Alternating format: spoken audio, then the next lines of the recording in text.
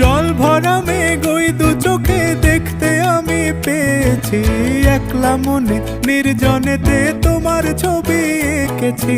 নাম রেখেছি বনলতা যখন দেখেছি, হয়তো বা সেই ক্ষণেই তোমায় ভালোবেসেছি।